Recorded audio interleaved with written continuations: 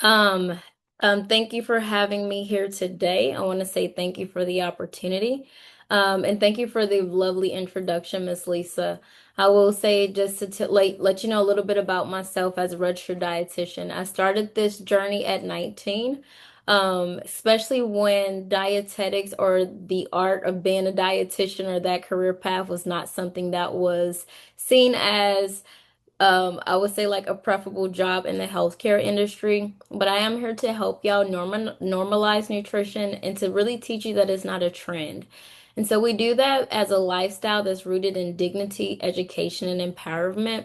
And so with Honeybee Nutrition is really built around that everyone deserves access to credible, compassionate, and nutrition care. Because food is the longest relationship that you would ever have. And so I want to help everyone restore their relationship to food by addressing these real barriers, the stresses about it, the traumas, the food insecurities, and then just a lot of the misinformation that we get from social media. So from being in the industry for 13 years, I've been able to like help individuals feel safe and confident with nutrition in every area of their life. I help them improve. I help like create positive ripple effects with families and their communities. Because one of our phrases is as I teach you, we don't gatekeep. You also to share with your community. And so without further ado, let's get started. I know that a lot of people are traveling for the holidays. And so I know that we all fall victim to like that itis that we like to talk about, and that's where we are just like overly full. And so in today's session, we'll talk about healthy eating, which is also too going to segue into mindfully eating and what does that really look like? And then traveling and how can we also to travel keep the metabolism going, and then also to like what are healthy snacks in the airport, things to put in your carry-on. And so it'll be pretty comprehensive, and this can also to lead on into December. And so I'm glad that I get the chance to help y'all for Thanksgiving, and then y'all be scot-free and ready for December. All right. So healthy tips around the holidays. And so, depending upon where you are, when it comes to your family, or if you're hosting a Thanksgiving event, or if you're traveling to somebody else, a lot of things that I like to think about is how can we control the nutrition on the plate? And so, this may sound familiar. Familiar. I'll ask a lot of people. What are we eating for Thanksgiving? What's on the menu? We'll get the ham, the turkey, the dressing, the mac and cheese, the green beans, the sweet potatoes, maybe some corn. But the composition of that meal is actually really high in carbohydrates. And so for Thanksgiving, we're just spiking our blood sugars up really high. And so I always like to encourage if we could bring a dish. And that would be maybe like a cucumber salad, maybe some asparagus, or maybe like a rich house salad that's going to have like all the fixings on it so that we can increase our fiber intake, but also too decrease the rate of our blood sugar spiking due to like our menu composition that are high in carbohydrates. And so the goal would be, let's say that we did roasted potatoes because of those are totally in season with like roasted purple potatoes, asparagus, maybe some leeks, some fennels, and we brought that to the actual dinner, the Thanksgiving dinner. And who doesn't love somebody that brings food? But the goal is that you can control the composition of that plate based off of like what you brought. And then you will build off of that. So that is a way to have a balanced plate. Any questions there? I like the idea of a balanced plate. So if we bring that, are you going to tell us that we can still have the other parts of that as long as we add the balance? I'm trying to understand.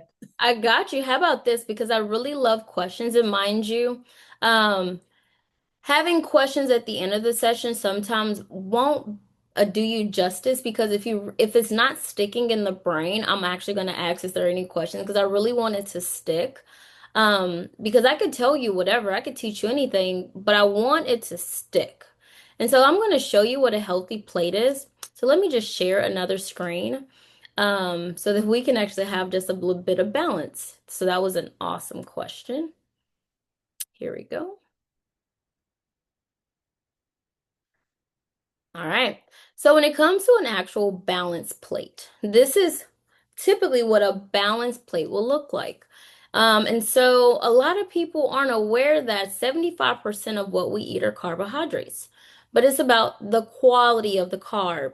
You get a lot of people use the actual terminology of good and bad. As a registered dietitian with my skill set, I actually do not believe in that terminology because we're thinking about the quality of the carbs. And so the typical Thanksgiving menu is really high in carbohydrates, which could be fruits, vegetables, desserts, pastas, breads, stuffings. And our typical green beans and our sweet potatoes are carbohydrates, but they're starchy vegetables. So they're going to increase the actual um, sugar in the blood. And so, yes, you can have it, but then we will get into the order of eating, which is super important. So when it comes to the order of eating, we will want to eat our quality carbohydrates first. That'll be our leafy green vegetables. So if somebody had collard greens on the menu, that would be something that we would want to have first. And then we will want to eat the protein second. And then we will go for like that dressing as our carbohydrate. But why? Why do we want to do that? Well, we would think of a carbohydrate like a dog off of a leash. And we know if we let our dog out, it's just going to run amok. Well, we know that blood sugar is high in the body, just run amok in the body and causes inflammation. It causes oxidative stress. It denatures the proteins in our bodies. And some people can be suffering from like any type of chronic condition. And so controlling that can actually alleviate a lot of inflammation or chronic conditions that we can be faced with. So the fiber and the protein, so let's say that we had greens, and then we had the turkey, and then we had the dressing. Well, we'll eat the greens, the protein, and then the dressing. And then it will decrease the rate of absorption of the sugar in the body because of the complexities of the proteins and the fibers. I hope I explained that to her. It made sense. Yes, that was clear. Yeah. Uh-huh. Awesome. All You right. all can come off mute too. It doesn't have to be just me. So, Yeah. If we can make this interactive, then we can all, and I really want this is y'all's session for sure. And I always say that there is no question that isn't important because there may be someone thinking that same thing, but they may not want to say it. All right. So the other thing is really being mindful. What is mindful? Well, because we come from such an era of eat everything off of your plate, which has caused us as adults to not listen to our cues of being full or satisfied, a lot of us eat until we feel full. Well, if I was to pinch myself, I could feel that, but mindfulness is the art of chewing your food, slowing down, not being distracted, but really listening for your stomach to tell your brain that I am no longer hungry. Because the indicator of us stop eating because we feel it, oh my God, like ugh, I just can't have another bite. That is actually the indication of overeating. And our body only allows us to digest food for about 2 hours. So if we are stuffed, like we filled up the balloon, then we're just going to gain the weight because our system can actually digest all of that food. So the goal is to mindfully eat. And so that'll actually be one thing that we will talk about because I want to teach people how to mindfully do it. Now, it's easier said than done, and you would have to take practice to do it. But if I plant the seed today, it will eventually harvest into a habit for you all. And that is the goal. All right, so we want to fill up on veggies. Well, we know Thanksgiving doesn't have a lot of nutrient-dense veggies, so we could always opt in to just bring a vegetable. And so nutrient-dense vegetables would be our vegetables that are rich in color, that are pigmented. And so, as you can see here, these are leafy greens, and this is where we get all of our vitamins and minerals from. And I know a lot of people try to take multivitamins, but the real natural way of getting into the body is through the pigmentation of our fruits and veggies. And an RD with my skill set, I like to practice in-season fruits and veggies because God has such a funny sense of humor, where for in-season fruits and veggies are exactly the vitamins and minerals we need for that season that actually supports our immune system. Now, I'm going to be a bit facetious when I say this one, especially when it talks about don't skip a meal. Now, if you really want to grind and RD's gears, tell them that you're going to skip a meal to make room for another meal. You can't physically do that because what happens when we skip meals, we say, "Oh, I just woke up today. Thanksgiving is our Thanksgiving meal starts at 2 p.m. I'ma just save all this room." Well, what you're really doing is you're slowing down your metabolism because you can't put fuel in a car and then drive and then your check light engine comes on, but you keep driving and you think you're going to get to your destination. It's the same thing with your metabolism. So if we don't put fuel in the tank, our metabolism starts to idle down. And so let's say that we did that. We have a full day cleaning up, getting ready, getting dressed, and then we make it to our 2 p.m. Thanksgiving dinner and we eat it. Well, because our metabolism has slowed down, we're actually going to gain the weight. Our body's going to store it. So we sabotage ourselves. What would it look like, though, to actually just have a normal day of eating without skipping meals? Well, breakfast would probably still be the same. Hopefully, nobody's actually skipping breakfast. If you are, an RD would always say, if you're going to skip breakfast, can I get a protein shake in there? Because we need to fuel the body. So you can't drive a car without fuel. So breakfast would still be the same. Let's say that we have a question. Yeah, yes. The fad is intermittent fasting, and you're saying don't skip a meal. I mean, people talk about that, Yeah, a so lot of people, yeah, yeah. intermittent fasting only really works for like men in like their 20s. Intermittent fasting really sabotages women, especially from a hormonal level and also to our metabolisms. So I like to tell a lot of my married women that we can't compare our bodies to like our husbands or like our partners because they have a higher level of testosterone. When it comes to our women, we are plagued with like our hormones that are really particular about our metabolism. It's particular about like the amount of fat and the proteins that we get. And so, I do not believe in intermittent fasting, especially for women. Not at all. It really does hurt your body. Thanks. Yeah, not a problem. And so what would it look like before we like get to our 2 p.m. Thanksgiving dinner? Well, we may just have like a snack, like a light snack. Like maybe like we could have like a protein drink or we could have like maybe like some hummus with some, or we could have like some toast with some peanut butter. We could even have like some boiled eggs. And I'm really big on like I boil like 12 dozen, I boil a dozen of eggs a week because it always becomes like sustainable energy if I'm super busy because I'm always fueling my tank. Drink responsibly. So we don't want to have any hangovers. I don't feel as if I need to say that, especially with our mature audience here. Watch your portions. So I know that when we get to Thanksgiving, there are just so many options. There's just, oh my God, there's just like such a spread, and then our plates look so towered. But realistically, we can't eat all of that. And so it's really just thinking about the composition of the calories and then understanding mindfully eating. We can't stuff the balloon. We have to give our body exactly what it needs to digest because no matter what relationship we have with food, no matter how we're celebrating Thanksgiving with food, the main source of food in the world is for energy. Just like we put fuel in a car. So we should be light and we should be bouncing off the walls because our body will digest and then release the nutrients into the body so that our machine is running well. So please watch your portions. Don't let your eyes eat.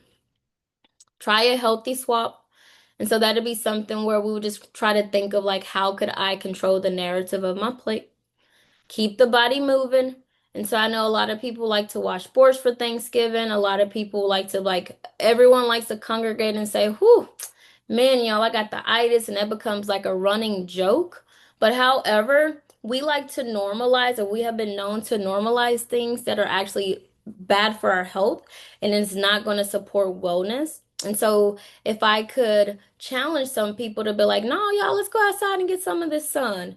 Let me help clean up. Let me help do this. Let's keep it moving. Let's keep that metabolism going. And then these are my favorite here. The food pushers. You get on Martha to come and she's like, "Oh my God, I got this most favorite is 7 Up cake. You gotta try it." Well, if we're mindfully eating and we're just like, "No, I just ate." Well, it will look like this. Oh man, Aunt Martha, man, I bet that 7 Up cake is delicious. You know what? Let me let this food digest a little bit and I'm gonna try some. Or you could just be like, you know what, let me take a little taste of yours. You get you some and let me just taste it. So you can still, give them their kudos and their good old boys for the hard work that they did because like cooking may be like their love language because it's like an act of love or an act of service. But don't allow someone to peer pressure you to eat more because you're the person that has to work it off. Don't allow people to make you overfill the balloon. You have to advocate for your digestive system. Another thing that people really don't think about, and that is just grazing. You're having a good conversation. You haven't saw your cousins in a long time. You haven't saw your nieces. You're getting the spill of the story, and you're standing by the food table and you start to grab. Well, if you start to eat out of your hand, the goal is to challenge your other hand to get a plate, and then you're going to commit to what you're eating. And you're going to say to myself, am I just eating because of the emotion, the nostalgia of like actually being here for Thanksgiving? Do I just need like some stimulation in my mouth? But am I really hungry? Because I just stayed. And if it hasn't been about 2 to 3 hours, why am I really eating anything? Is this like considered a snack? And so it's intentionality behind why we're eating and not letting it become a mindless task, but eating on purpose. And so here when it comes to like upgrading your sweets as an RD, I got to be very honest with you.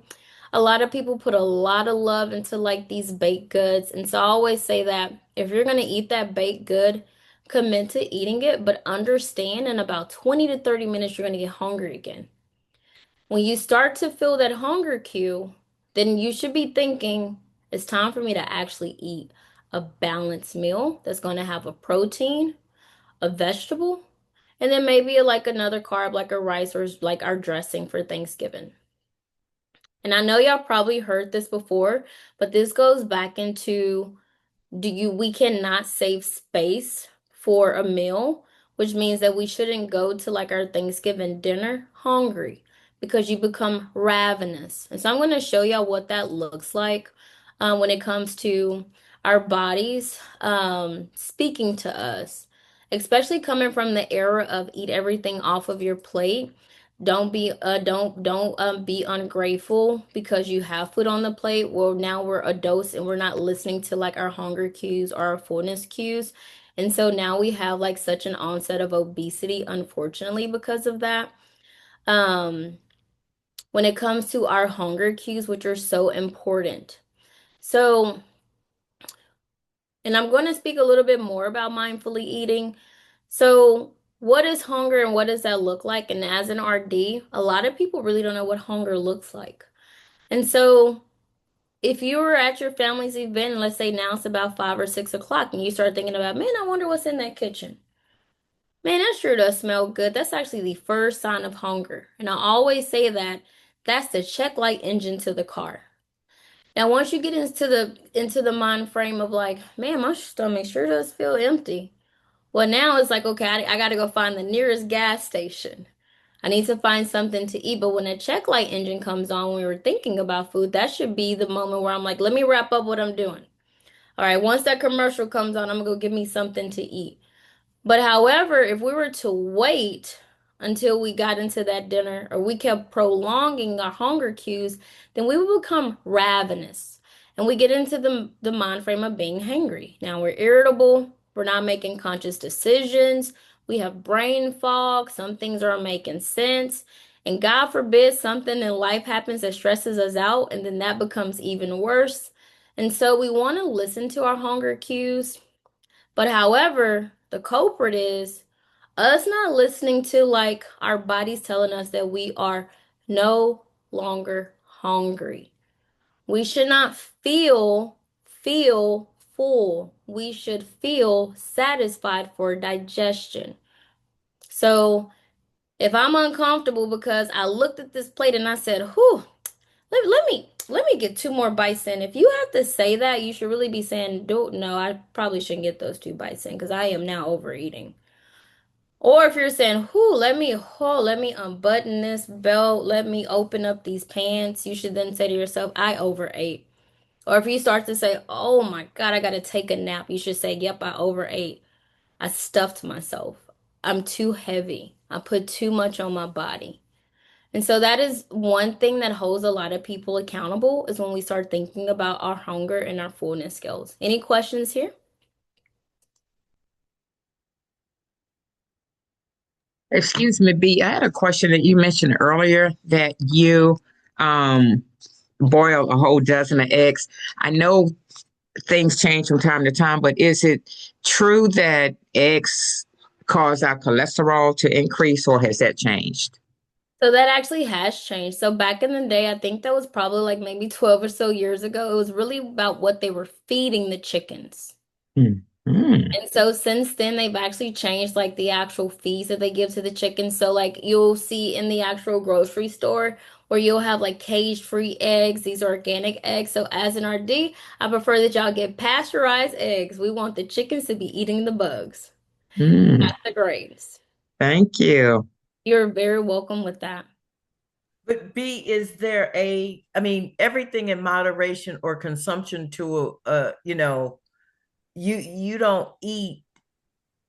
How many eggs do you eat and your balance of other things? I mean, when I hear you say that you're having a dozen eggs a week, I don't think of you as having cheese eggs on this day and then having fried chicken on this day, the things that would add to cholesterol issues. You know what I mean? So eggs alone are not going to cause us Mm-mm. to have a cholesterol problem. So No. that's how I'm thinking of eggs.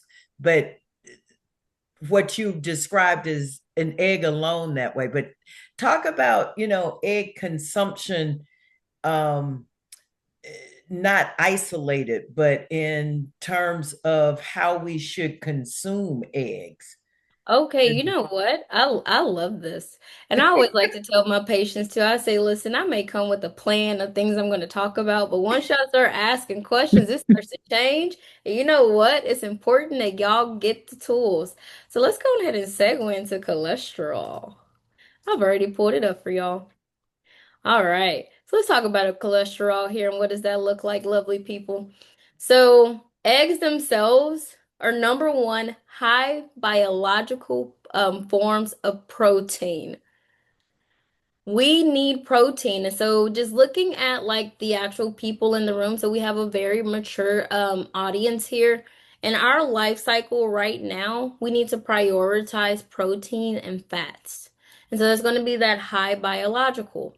So when I say that I use eggs, let me give you some examples of how I use eggs. Well, eggs for me are an emergency food. So let's say, for instance, I'm busy throughout the day.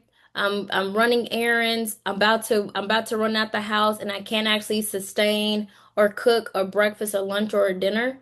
Then I may get two eggs, or I may even run out the house with an egg, and I may actually put energy in my body. I'm just putting fuel in my body because it's going to be a source of a carb, a protein, and a fat. So it's well balanced as a meal, or as well balanced as fuel in the body. Or let's say, for instance, I think there was one day where I wanted more protein. I needed more protein from working out, and I did a Indian dish with chickpeas, and I put in two more eggs in there with brown rice. So I just increased my amount of protein because it's a high biological protein that's easily to digest that our body absorbs. So the rule of thumb is it's not what you eat, it's what you absorb. If we can't absorb it, then we're eating for free. And so I will say that As an RD, because we have to do continuous educations, like back in the day when that came out that like, it caused you like high cholesterol, times have changed where like we as RDs we rally and then we make changes by like lobbying. And so what they were feeding chickens back in the day were making the chickens fat. But now we're doing pasteurized eggs. The grains are different. It's not just like soy, but they're giving them actual like real grains that are high in fiber. Cool? Yes, thank you. Not a problem. Yeah, eggs are just like so when I buy eggs, I always get pasteurized and you can totally tell the difference. So when it comes to cholesterol itself, we're thinking about like our LDLs and our HDLs. And what I can do is I could just include this in there for y'all since this is like an important topic for sure. I'll include it with the resources. But lowering our cholesterol would be the things that we want to avoid. As an RD, you can see up here it's called normalizing nutrition. And so, how do we normalize nutrition? We think about a balanced diet. That's everything you eat, not dieting, but what I put in my mouth is my diet. And when we think about the cement to a house, the foundation, if we can live in wellness of 80%, and we could try to avoid this most of the time, then we can actually achieve wellness. And so it's like not having whole milk for breakfast and whole milk right before bed and having like cheese all throughout the day. That's not having bacon and like turkey sausage and then like a deli sandwich for lunch and then maybe like a hamburger helper, all of our processed meats. That's not having like fried eggs and then like fried chicken for lunch and then fried catfish for dinner. It's a balance of these things. That means like not having chips and cheese and crackers throughout the day, but it's really saying like how could I still enjoy these things, but I can enjoy them at a way to where it's not affecting my health. And so things that we want to live 80% of our lives in with wellness would be how do I incorporate fruits and veggies for breakfast and dinner? Or having a savory omelet and not a Belgian waffle with chicken. But how could I have a omelet with a diversity of colors and I can have like kales or spinach, arugulas, onions, bell peppers? Or how could I have like a yogurt with berries? So I can get the antioxidants. And then maybe if I could have like a salmon, a trout, a tuna for like lunch. Or in the winter season, could I have like a mixed bean soup that's going to be high in fiber and a source of protein that can still be cozy? And then I also to be a really good pre and probiotic. And then how could I maybe do like a tea right before bed so that I can taper off the rest of my digestion and help my body digest food for the rest of the day? Or even if we went to our Thanksgiving dinner and we were a bit heavy, maybe I would have a green tea before bed so that I can help my body rid itself of LDLs. Cool? Yes. Awesome. Mm-hmm. Mm-hmm. Yes. Thank you. You are so welcome. I'm glad that y'all asked that question. So let's get back on track because I know that a lot of people are traveling too. So let's talk about like how can we travel and not sabotage ourselves because now we can't really control a lot of what we're doing. And so how do we navigate the world? So traveling snacks at the airport, you can find majority of these things throughout the airport. You could find a hard-boiled egg, and as you say, it is a protein-packed snack. So it's going to give you the energy. But what is the benefit of thinking about protein? Not that I just need protein all the time. Well, it keeps you satisfied a lot longer versus if I just had an apple, which is a carbohydrate. Well, because it's so simple, it would digest in about 15 to 20 minutes, and then we'll be hungry again. But if we paired maybe an apple with a hard-boiled egg, then we would have sustainable energy for about an hour and a half. So we wouldn't be hungry. We may have a snack. And so when we're taking those trips in the airport and we're kind of sitting there 2 hours before we board, these are items that we can actually have and we can be sustained while we wait to board the trip. Another thing too, when it comes to like cravings, dark chocolate would always be preferred when it comes to milk chocolate because dark chocolate has like these antioxidant properties. Whereas our milk chocolate is going to be a bit higher with calories and then lesser on the antioxidant properties because of the milk. But you could find a lot of these at the airport and they would be preferred. And so this is one of the resources y'all would get as well. When it goes to dining out with our friends and our families because we want to enjoy what's going on, still try to be cognizant with just your regular meal times for consistency for the metabolism. When you go to the actual restaurant or you're eating out and you're looking at the plate and we're thinking about half the plate should be quality vegetables, if there's a steak and a potato, we should then say to ourselves, am I going to get rid of the potatoes or am I going to add a quality vegetable with it? And then we're going to think about that order of eating. We're going to eat those vegetables first, that proteins, and then the carbs. And if you're like myself, I'm a perfect bite type of a person. So I'm going to fork my vegetables first, I'm going to fork my protein, and I'm going to scrape my carbs. And then we're going to focus on chewing because we're going to mindfully chew. So we want to chew, chew, chew until it's mushy so we can release the nutrients for absorption. It's not what you eat, it's what you absorb. E, And then a say lot, that again. Say that again. You said in order to what you eat. yes, there is totally an order to how we eat. Better yet, how about that? I'll pull that up too. Y'all, I could educate y'all for days, okay? I could for sure do that. Um, let's see. And so there's actually an art to eating. There's totally an art to it. Um, I'm sharing right now. All right. So there is an order to eating. And so it also too helps us with our blood sugar. So 90% of people in the world have uncontrolled blood sugars without even a diagnosis. And so a way that we can keep our blood on track and not run amok in the body is the order of eating, and that is blood sugar friendly ways of eating. Vegetables first, fiber, protein, and then our carbs. And so I may get a lot of people that are like, oh my God, B, I got so full off of my veggies. Because there are some people that like to eat one thing at a time. If you're one of those people, I say go toe to toe. So you may want to go like veggies to proteins and carbs. Veggies to proteins and carbs. And so studies show that when we actually mix our fiber, our proteins with our fats, and the fats is typically what you're cooking with, unless you have like an avocado, it's going to slow down the rate of digestion of carbs. So we will lessen the blood sugar spike. And then it reduces our blood sugar spikes by 75%. And then it releases insulin in the body by 40%. Cool? Okay, eat all my vegetables first, all of them, not fork full. That you're not saying a fork of this, a fork of this, a fork of this. You're saying consume all veggies, consume all proteins and fats, and then eat my carbs last. Yes and no.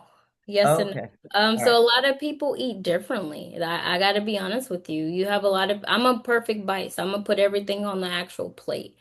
But let's say, for instance, if you had a lot of vegetables, you would probably get full off of the fiber, but I want you to have the protein. So I would want you to go toe to toe, where you'll probably eat your veggies and then some of your protein before you get full off of all the veggies. So typically, like as my patient, this would be something that we would just have to fine tune over time. Yeah, because everybody just eats so differently. Yes, Walter.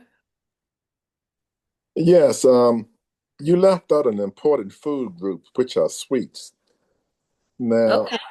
a lot of times when I eat, I will eat my sweets early, before I finish my meal. And I think I accidentally slipped up on a good thing. So is that true or not? So, we do not want to eat our carbohydrates first because they digest so fast in the body. So that's almost like releasing the dog out the house without a leash. Well, I was talking about the sweets because see, I can skip carbs, but I can't skip my sweets. So, you're using those terms as if they're differently, but they're actually the same. Yeah, they're the same. So let's go a little bit deeper into what you're saying so that I could just kind of shed a little bit of light into that because they're the exact same thing. And so I'm gonna And a lot of people think that like sugars and carbs are two different things, but they are the exact same thing because they process in the body the same. Hold up, I got you. All right, so did it share? Hold up. I'm having a hard time sharing here. Well, while you're finding that, um, piggybacking on what Walter said, I was thinking if in the middle of the meal you had a cookie and that kind of took your appetite for getting a lot more of the other food. So is that good or bad? So what you're talking about a disruption of like our hunger cues. Yeah. Yeah. That would be something that we would have to really talk about a little bit more. But I will say there's no difference of junk food and like carbohydrates. They're all the same.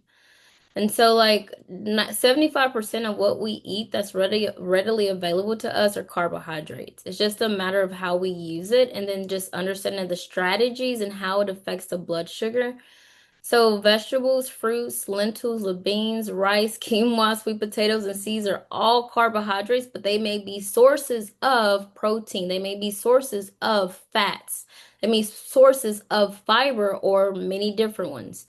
And also to our vitamins and our minerals. So when we talk about sweets or how we have normalized that there's a separation, which they're all the same, but it's just the quality of the carbohydrate, these are our junk foods that we want to be cognizant of. I will tell you this as an RD, I do diagnose mineral deficiencies with cravings. So, like, if you crave, like, say, for instance, some people may crave like salty stuff. I can easily diagnose like that there's a deficiency in like minerals, like our electrolytes. Let's say someone's like, "Oh my God, I really want some potato chips." I could say, "Oh, you're probably like lacking potassium." They may say, "I want some chocolate." I could say you're probably lacking magnesium. So after a while, once we understand like wellness and the balance, and we're getting more of these in the diet, we're actually getting the minerals from real food and not the minerals from like the processed foods that are fortified with all of these minerals to make it shelf stable so that we as consumers can like capital so we as consumers can spend money on junk food that is addictive to the body, but people capitalize on how we spend, then these will act you will get less cravings of these eventually. And these will become at leisure. So how do we help Walter? Walter, what we how can we help Walter? We want him to enjoy his sweets. Is So there Walter, give me what the sweet is. Like give me like an actual like what the sweet is, and I can help you balance it. Let's do that. Hey, I love apple pie and ice Okay. cream. Okay, we got a double whammy there. I can skip other things, but those are the two that I have trouble giving up. Okay. So how about let me ask you this question. How often do we eat apple pie and ice cream? Apple pie, maybe once a month, Okay. but And ice cream, I need that a couple times a week. I'm kind of strung out on that. can we have like ice cream with maybe some nuts and get the protein and fats in there? Do we like nuts in our ice cream or just like a simple vanilla? What kind of ice cream do we like? Um, well, most of the ice cream I eat is the lactose free because of The the dairy. issue that Camille has with it. But I like rum raisins ice cream. But when I eat my vanilla, and I add a little peanut butter in there. So is that good or bad? I think that's awesome. I think I like that you're adding a protein with the fat in it. Yeah, I actually think that that's a really good combination. It's not the fact that we want to eliminate things, but it's really just being mindful and then understanding the composition. So, like, because I said a nut, but you actually add peanut butter, that would actually be pretty suffice because now we have a protein and a fat along with your carb. So we will slow down that rate of absorption. we got a lot to learn, folks. But in the chat, there was what is a perfect bite eater? So a perfect bite will be like you get the fork. Surprisingly, I have a fork here. And so it means that So a good curated menu means that you get all the flavors on the fork when you bite it. So Oh, that'd be if I had a Thanksgiving meal and it had greens and then it had like dressing and turkey, I would fork the greens first. I would have some of the turkey on there, then I would have like the dressing at the end and it becomes the perfect bite. got it. Okay. And then I get Wow. all the flavors at once. So you're saying instead of having vanilla ice cream, have butter pecan? Boy, y'all are finding these loopholes, I see. Yeah. I would still say yes. So it's not the fact that you're eating it. There's a lot of different variances. It's like, because too much of a good thing can be bad. I'll get people that'll be like, oh my God, B, I gotta show you what I had this week. And I'm like, oh my God, look at all that fiber. I bet you didn't poop today because you got too much fiber. It's too much of a good thing. It's gonna be the frequency, the time. When are you eating it? And so there's a lot of variables when it comes to wellness because there's not a one fix it all, but it's like in your lifestyle, did we have our apple pie after dinner? But were we full and were we stuffed at dinner? So now when we eat that apple pie, we're actually just going to absorb it and gain that weight from it. Or did we have the actual dinner and we waited about an hour and a half to then have the apple pie? And so there's a lot of variances. So, like, say, for instance, if you had butter pecan ice cream every day after dinner, then we're just going to keep gaining weight, especially because it's at dinner time. Or maybe we had that butter pecan ice cream at lunchtime and we're still running errands. We're with our grandkids and stuff and we're living our lives. So it's like timing, the frequency, and then like the combination of the food. Wow. Y'all are asking amazing questions. Hey, folks, you see why I wanted to come back in January? There is so much that she can learn, she can share with us.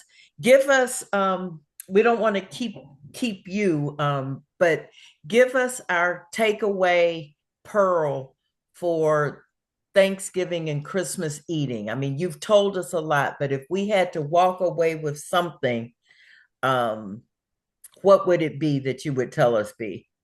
I'm gonna ask y'all to mindfully eat and really show gratitude to like all the people that actually did acts of services through love by actually cooking, because it is an act of service.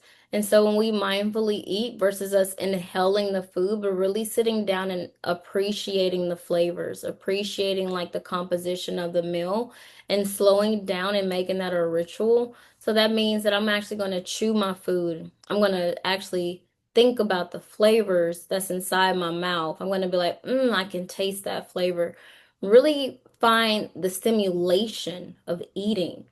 And so it just kind of brings us into our last topic of like when we mindfully eat, the benefits of it is that you then recognize that you are full. We're not stuffing the balloon. We increase the enjoyment of the meal where we get a lot more of those ahs, and then we can then celebrate the cook and be like, oh my God, I tasted that. I tasted this. That was so well put together. But then we become really mindful because in a world where we are celebrated to multitask, there is such a ritual in slowing down and recharging the body with fuel so that we can actually say, okay, this meal is going to take me to the for the rest of the day. And then also to promote weight loss. And so I want y'all to just show gratitude and be thankful for everything that everyone did and just like really show like appreciation for Thanksgiving. Great tip. Great. That's just one thing that you've asked us to do, which Yeah. is, yeah, that's wonderful. Um, wow.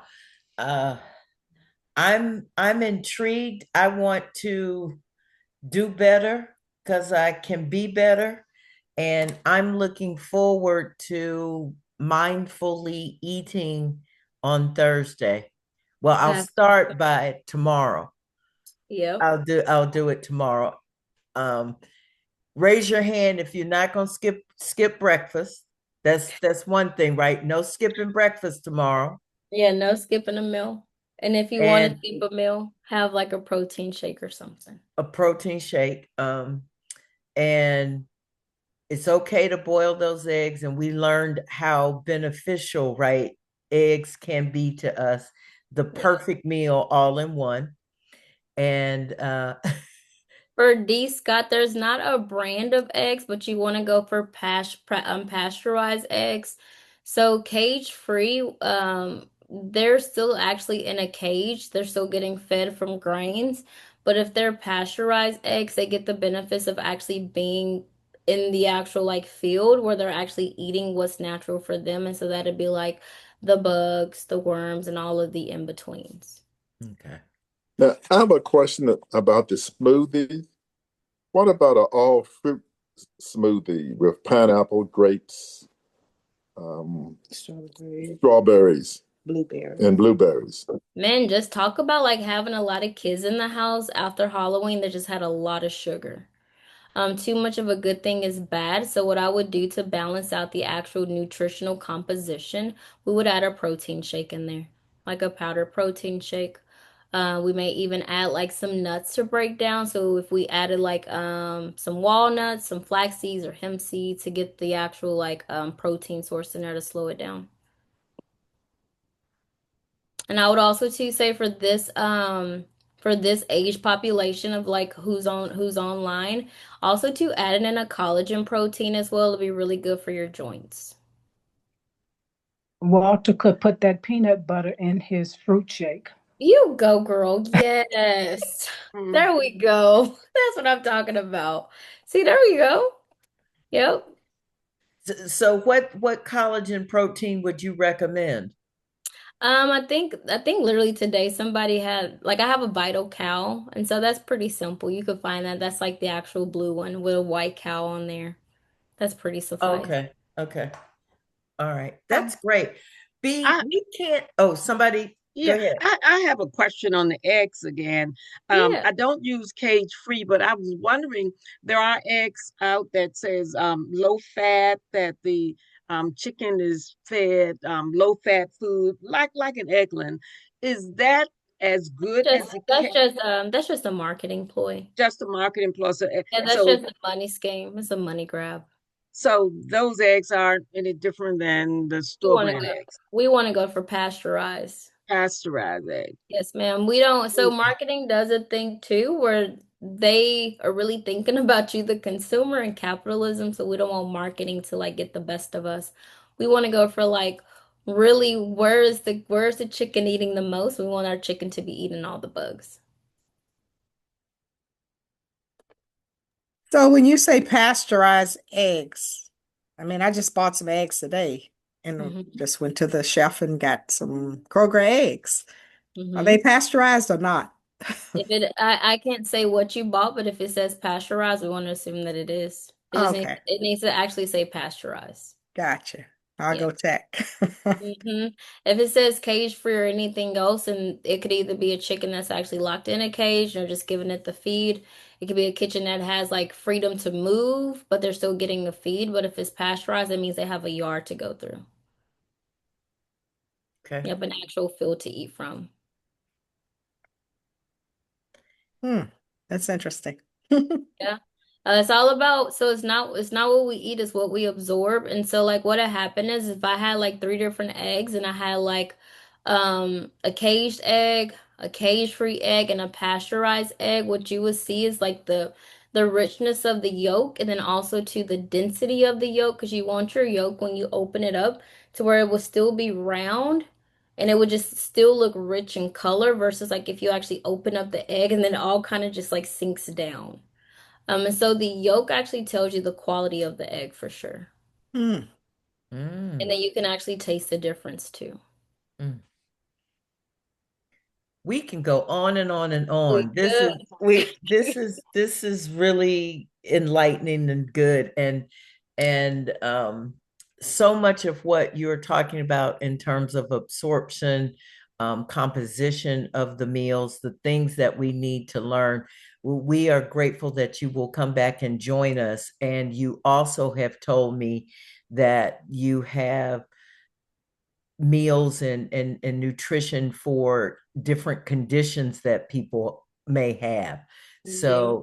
So there's so much about it. I want this group to share, and when people listen or whatever, I want you to begin to think about what we need to know about our own health conditions that we may have now, what we can do to improve that, and how we can.